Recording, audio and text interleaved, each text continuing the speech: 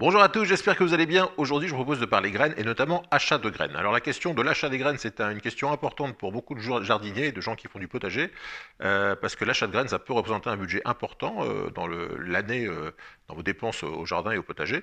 Donc dans cette vidéo, on va évoquer ensemble 7 façons de se procurer des graines, alors de la façon la plus coûteuse à la façon la plus économique, puisque vous voyez qu'on verrait qu'on peut même avoir des graines pour 0 euros. Et puis au fur et à mesure qu'on va voir ces différentes possibilités, on va se poser les questions que se posent beaucoup de gens, c'est-à-dire est-ce qu'on peut utiliser des graines F1 ou pas? Est-ce qu'il faut absolument utiliser des graines bio? Est-ce que les graines pas chères sont des graines de mauvaise qualité? Enfin voilà, on va avoir toutes ces questions au fur et à mesure qu'on va voir les différentes solutions. Donc on voit ça tout de suite après le générique, c'est parti.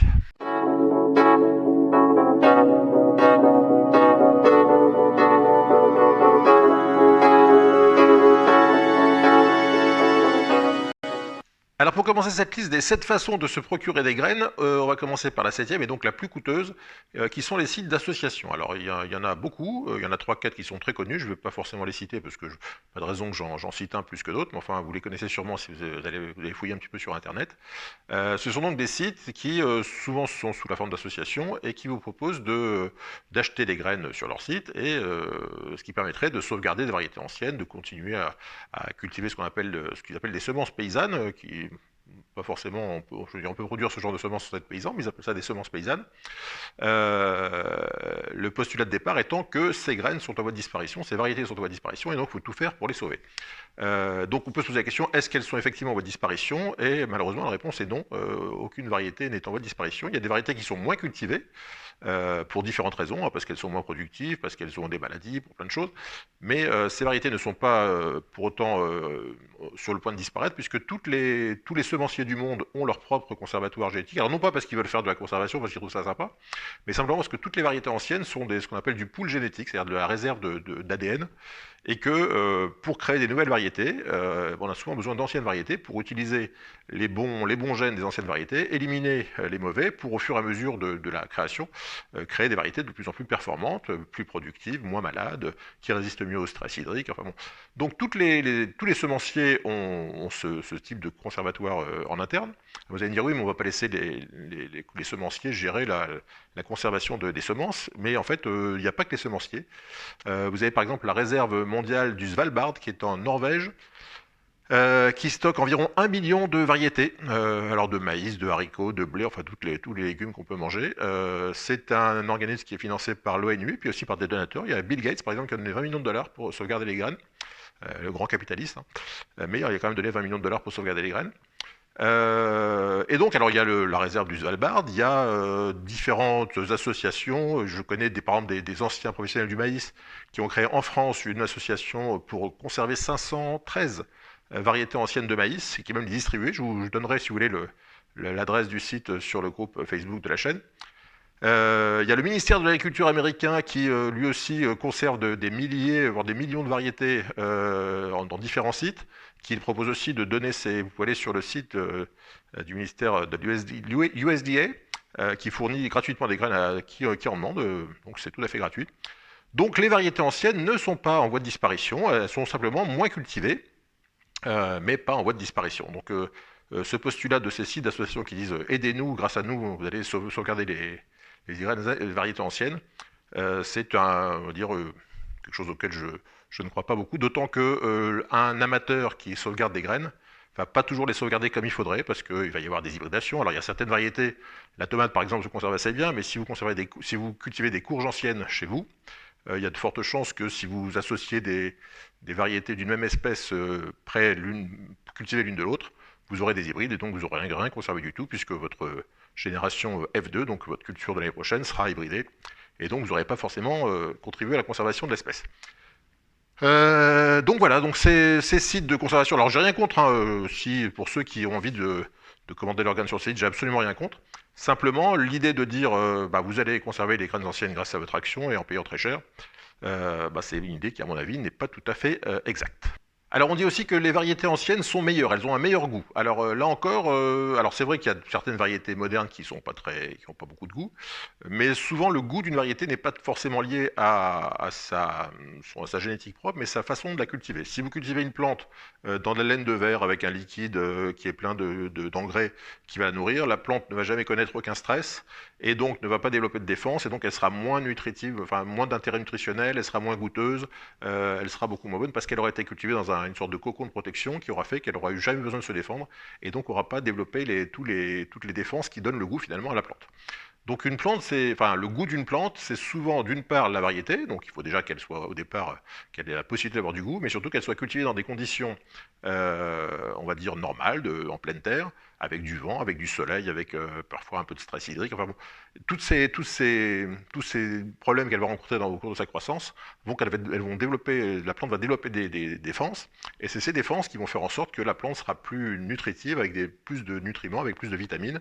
Et donc, c'est pas tellement le fait de cultiver une variété ancienne ou moderne qui va faire que vous aurez un meilleur fruit, un meilleur légume, c'est surtout les conditions de culture. Donc, dire je ne cultive que les variétés anciennes parce qu'elles ont plus de goût, elles ont surtout plus de goût parce qu'elles sont cultivées dans des conditions normales. Et même si vous prenez un hybride F1 moderne et que vous le cultivez dans votre jardin, vous verrez qu'il pourra aussi avoir de très bon goût si vous avez choisi une variété qui a bon, évidemment des qualités, des qualités organoleptiques au départ. Mais disons que vous pouvez avoir de très bons légumes F1 dans votre jardin. Alors en position 6 de ce classement pour les meilleures façons de se procurer des graines, vous avez les grandes surfaces et les jardineries. Alors c'est vrai qu'au niveau des prix, on est un petit peu moins cher que sur les sites d'associations dont j'ai parlé juste avant. Et c'est surtout au niveau des frais de port, puisque quand vous allez dans une jardinerie ou une grande surface, vous n'avez pas de frais de port évidemment. Alors comme le prix de la graine est un peu moins cher au départ et que vous n'avez pas les frais de port, ça vous fait une différence finalement assez importante entre la jardinerie et le site d'association. Alors on me dit souvent, oui, mais si on achète nos graines en grande surface ou en jardinerie, on va avoir des hybrides F1. Ça, les hybrides F1, c'est une grande question. Il y a beaucoup de gens qui sont terrorisés par les hybrides F1. Ça donnerait des fruits stériles, ça serait mauvais pour la santé. Alors on va faire un petit point sur tout ça. Primo, les hybrides F1 ne sont pas des plantes stériles. Les hybrides F1 donnent des graines. Simplement, les hybrides F1 ne sont pas fidèles par semis. C'est-à-dire que la génération F2, ce qu'on appelle donc les graines que vous obtenez dans un légume F1, ne sont pas identiques enfin, ne n'ont pas des plantes identiques à leur plan d'origine, simplement parce qu'un hybride F1, c'est un croisement de deux lignées pures. Donc les chromosomes de chacune du père et de la mère de la plante sont associés de façon à donner un fruit un légume qui donnera toujours une plante très homogène. Vous aurez toujours une plante c'est pour ça d'ailleurs qu'on l'utilise, c'est pour avoir des plantes de la même dimension, de la même couleur, de la même taille. Enfin, donc ce croisement de deux lignées pures permet d'avoir une descendance très fidèle. Et en deuxième génération, puis les générations suivantes, les chromosomes il va y avoir ce qu'on appelle une disjonction des caractères, qui vont faire qu'on va avoir des semis qui ne sont pas fidèles au plan d'origine. Alors ça ne veut pas dire qu'ils sont mauvais, hein. Vous pouvez cultiver, j'avais fait d'ailleurs une vidéo là-dessus, sur la culture du melon à F2, vous pouvez avoir des fruits et des légumes très bons en F2, simplement ça ne sera pas la copie du fruit d'origine. Donc, le F1 n'est pas stérile. Est-ce que c'est mauvais pour la santé? Non, le F1 c'est une plante tout à fait classique, elle n'est pas ni meilleure ni moins bonne qu'une autre, c'est une plante classique qui a toutes les qualités. Alors souvent, c'est ce que je disais tout à l'heure, ce qui va faire la différence de qualité d'un fruit ou d'un légume, c'est la façon de le cultiver. Si vous cultivez un légume dans des conditions tout à fait aseptisées, comme il n'aura pas besoin de se défendre pour pousser, il sera moins fort et donc moins riche en vitamines, moins riche en antioxydants, parce qu'il n'aura pas eu besoin de développer tout ça pendant sa croissance.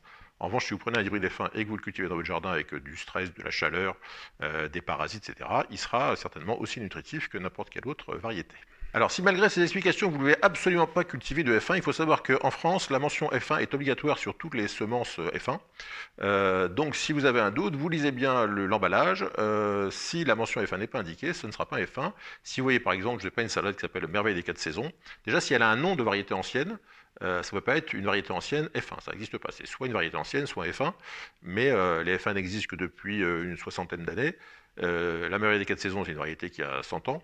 Donc, une Merveille des 4 saisons F1 n'existe pas. Si vous voyez le nom d'une variété ancienne, c'est une variété ancienne, elle n'est pas du tout hybride, il n'y a aucun risque qu'elle soit F1. Mais de toute façon, vous lisez bien l'emballage et vous verrez que si ce n'est pas indiqué, vous êtes tranquille. Alors après le problème des hybrides F1, on a souvent le problème de la question des graines bio. On me dit souvent, oui, mais il faut absolument cultiver des graines bio. Alors sur les graines bio, il faut savoir une chose, une graine de salade par exemple, il faut environ 600 à 700 graines de salade pour faire 1 gramme. Donc une graine de salade, ça pèse 1/600 de gramme.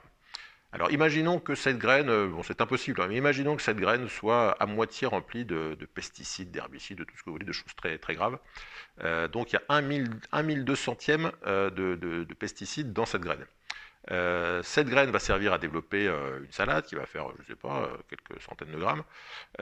Donc ce pesticide, s'il a réussi à résister à la survie dans la graine, à la culture, etc., vous allez avoir 1 milliardième de ce toxique éventuel, hein, parce que c'est pas évident que la graine non bio contienne des produits toxiques. Mais même si elle en comportait au départ, ce qui resterait dans le légume que vous récolterez après quelques mois de culture, c'est vraiment on va dire des traces. Donc je ne pense pas qu'il soit absolument indispensable de cultiver des graines bio, puisque vous aurez finalement très peu de chances d'avoir le moindre. Alors, pour moi, ce qui m'a convaincu que c'était pas très important, c'est que j'ai autour de moi des gens qui ont 85, 90, 95 ans, qui ont toujours mangé des graines, des fruits et légumes du marché, donc des fruits qui ont été cultivés avec du glyphosate, avec des pesticides, avec plein de choses, et qui ont 95 ans et qui vont très bien. Donc on peut tout à fait cultiver, enfin consommer ce genre de légumes sans que ça soit très toxique. Et donc je pense pas qu'il faille vraiment se prendre la tête pour ce genre de choses. À mon avis, il y a bien plus grave dans la vie. Petit détail amusant sur les graines bio, j'ai vu l'autre jour sur un forum sur internet quelqu'un qui cherchait des graines de tabac, parce qu'il voulait faire son propre tabac, ce qui n'est pas évident, parce que cultiver du tabac et le conditionner, c'est vraiment pas facile. Bon, enfin, c'est pas ça la question. Il voulait donc des graines de tabac, mais des graines de tabac bio. Alors, je trouve ça assez drôle parce que quand on sait que le tabac, c'est le deuxième on va dire, origine des décès en France, hein. En France, on meurt principalement de l'alcool et du tabac. Donc vouloir cultiver du tabac, donc il y a une chance sur deux, une personne sur deux qui fume meurt de sa consommation de tabac. Donc vouloir cultiver du tabac bio en se disant je veux surtout pas que le milliardième de grammes de pesticides éventuels aille me faire du mal, mais en revanche je veux bien fumer du tabac qui a 50% de chance de me tuer. Je trouvais que c'était amusant, donc voilà un petit exemple de parfois il y a un petit peu des abus par rapport aux gens qui veulent absolument faire du bio sans voir la façon globale les choses. Cinquième solution pour se procurer des graines pour pas trop cher, les hard discounters. Qu'est-ce que c'est qu'un hard discounter? Ce sont des magasins du type Lidl, Aldi. Alors je sais, il y en a déjà qui sont en train de se dire, oh là là, malheureux, on va acheter des graines dans la grande distribution, des graines de grands capitalistes. Non, en fait, vous allez voir que chez hard discounters, on peut trouver des graines pour pas cher du tout, hein, puisqu'on peut trouver des sachets de graines à partir de 29 centimes. Et le plus simple, c'est d'aller faire un tour dans le magasin pour voir à quoi ça ressemble. Voilà, donc nous sommes chez Lidl qui vend donc des semences à partir de fin janvier pendant 2-3 mois, hein, tant qu'il y a des graines. Et vous voyez qu'ils vendent les sachets à partir de 29 centimes. Alors il y a différentes quantités, il y a 65 centimes, il y a 1,59 € qui sont là des graines qui sont conditionnées avec des petites bandelettes. Et alors vous avez aussi bien des variétés anciennes classiques que des hybrides à fin, donc c'est à vous de voir ce qui vous intéresse le plus. Alors par exemple sur une salade, vous avez un sachet de 2 ou 3 grammes, ça dépend des variétés qui vous permet de faire entre 900 et 1200 salades, donc pour 29 centimes ça me paraît correct. Vous avez des aubergines, des concombres, des tomates, des melons, des pastèques, enfin vous avez largement de quoi faire un joli potager. Alors évidemment le choix qu'on trouve dans ce genre de magasin n'est pas aussi important que ce qu'on peut trouver sur des sites qui vont proposer plusieurs milliers de variétés. Mais il faut savoir que les sites parfois n'ont pas toutes les variétés du catalogue disponibles. Et puis surtout au niveau du prix, donc là si par exemple je veux me commander, j'ai fait un petit test sur deux variétés de salade, une salade à l'épinard et puis c'était des petits pois. Donc j'ai fait un test avec les mêmes quantités, hein, donc le même nombre de grammes pour chaque variété. En commandant, donc en les prenant chez Lidl, ça me revenait à 2 € pour les trois variétés. Et en commandant sur un des fameux sites, alors Cultive ta rue qui est un peu moins cher, ça me revenait à 7 €, puisque c'est 2 € par variété plus 1 € de frais de livraison.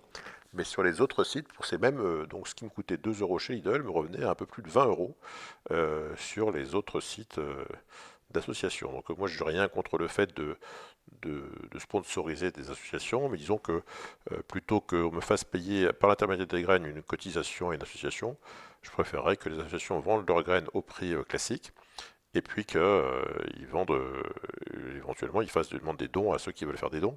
Mais disons que c'est pas évident d'acheter des graines et de financer une association en même temps. Donc voilà, tout ça pour dire que pour quelques euros, vous allez pouvoir faire un ensemble de semences pour votre potager avec les hard discounters, alors que vous faudra prévoir pas loin de 30, 40, 50 € si vous voulez acheter toutes vos graines pour votre potager via les associations dont j'ai parlé en position 7. Voilà, alors je vous ai pris quelques sachets pour que vous voyez bien à quoi ça ressemble. Donc vous voyez, Merveille de Calvédon, c'est une variété classique très connue, ancienne donc. Et donc ça vaut 69 centimes les 35 grammes, je crois.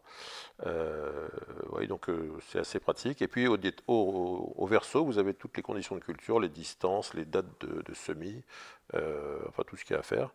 Donc je trouve ça assez pratique pour quelques dizaines de centimes de pouvoir planter ses graines dans son jardin sans se dire comment je vais les financer. Alors si vous décidez de partir sur les semences Lidl, faites attention, vous voyez, il y a les sachets numéro 4 qui valent 1,59 € et les sachets numéro 1 qui valent 29 centimes, et pourtant c'est la même variété de carottes. La différence, c'est le conditionnement. Les sachets à 1,59 €, ce sont des graines qui sont sur des bandelettes qui sont prêtes à planter. Donc vous avez directement le bon écart. Donc c'est pratique pour les carottes, vous n'avez pas besoin d'éclaircir. Donc à vous de voir ce qui vous arrange le plus, ce que vous préférez semer en bandelette ou en semi-direct. Quatrième solution, une solution que j'aime bien pour se procurer de graines pas chères, ce sont les sites d'échange ou les groupes, forums internet, choses comme ça. Alors parmi ces sites-là, il y a deux sites que je vous recommande tout particulièrement. Il y a un site qui s'appelle summer.fr, je vous mettrai le lien dans la description. Alors summer.fr, c'est un site avec un peu moins de 9000 variétés de légumes disponibles, fruits et légumes. Alors le fonctionnement de ce site, c'est simplement que les gens qui vont se connecter sur ce site, renseigner les graines dont ils disposent, et puis chacun va chercher les graines qu'il recherche, et puis trouver éventuellement quelqu'un qui l'aurait, et envoyer par l'intermédiaire du site un petit mail, un petit message à la personne en disant voilà, je suis intéressé par telle graine. Alors vous avez des systèmes de graines disponibles, des graines que vous souhaitez, voilà, enfin il y a différentes, vous verrez si vous vous inscrivez sur le site, c'est gratuit, hein. Donc pouvez faire votre propre liste, mettre vos souhaits, et puis ensuite vous rentrez en contact avec différentes personnes, et puis après vous voyez si la personne veut bien vous envoyer des graines, en échange vous envoyez vos graines à vous. Alors évidemment pour ce genre de site il faut avoir déjà des graines au départ, donc soit c'est des graines que vous avez produites vous-même, soit c'est des graines que vous avez achetées puis c'est du surplus. Mais donc ce site summer.fr est un site intéressant pour pouvoir faire de l'échange de graines, avec aussi la possibilité ça c'est intéressant, de pouvoir lister toutes les graines qu'on a, donc d'avoir en ligne un catalogue de toutes les graines disponibles. Donc ça permet de savoir ce qu'on a et puis de faciliter les échanges. Autre site que je vous recommande tout particulièrement pour échanger les graines, c'est un site qui s'appelle graines-de-troc.fr. Pareil, je vous mettrai l'adresse dans la description. Graines de troc, ça fonctionne un petit peu différemment, ça fonctionne avec un système de jetons, c'est-à-dire que vous allez pareil, vous connecter sur le site, rentrer la liste de graines dont vous disposez, et puis vous allez avoir un jeton au départ, et en fonction des gens qui vont vous demander des graines dans votre liste, plus on va vous demander des graines, plus vous allez avoir de jetons, et plus vous allez avoir de jetons, plus vous pourrez commander d'autres graines à d'autres personnes sur le site. Donc c'est un système comme ça, plus on participe au site, plus on a de jetons, et plus on a de jetons, plus on reçoit de... Donc les seuls frais qu'il y a avec ce genre de site, ce sont les frais d'envoi, hein, puisque vous avez juste à mettre les sachets dans les enveloppes et envoyer les graines. Alors par rapport aux envois, faites attention à bien protéger vos graines, parce que parfois elles sont envoyées par les rotatifs de la poste. Alors avantage de ce site, c'est gratuit, ça permet d'échanger entre jardines, donc c'est un côté sympa. Inconvénient, c'est que vous n'êtes pas forcément très sûr de ce qu'on vous envoie, parce que si la personne a mal... s'est trompé dans ses graines, a hybridé ses graines, si la personne a des vieilles graines, enfin bon, c'est un petit peu aléatoire, vous prenez des risques, mais bon, le risque n'est pas énorme puisque vous n'avez fait que faire un échange. Donc c'est assez sympa et ça permet comme ça de rentrer en contact avec plein de gens et puis d'échanger assez facilement. Donc je vous redis les sites summer.fr et graines-de-troc.fr. Alors graines-de-troc, ils sont en train de modifier leur plateforme, donc vous allez voir que ça va changer prochainement. Mais en tout cas, c'est un site que je vous recommande pour faire des échanges via Internet et pour 0 €. Troisième façon de se procurer des graines pour pas cher du tout, c'est ce qu'on appelle les grainothèques. Alors les grainothèques, ce sont des systèmes qui parfois sont montés dans des bibliothèques ou par des associations locales. Donc pour savoir si vous avez une grainothèque dans votre commune ou pas loin, le plus simple c'est d'appeler votre ville ou de se renseigner dans les associations de votre ville. En dehors des grainothèques, il y a aussi les bourses aux plants.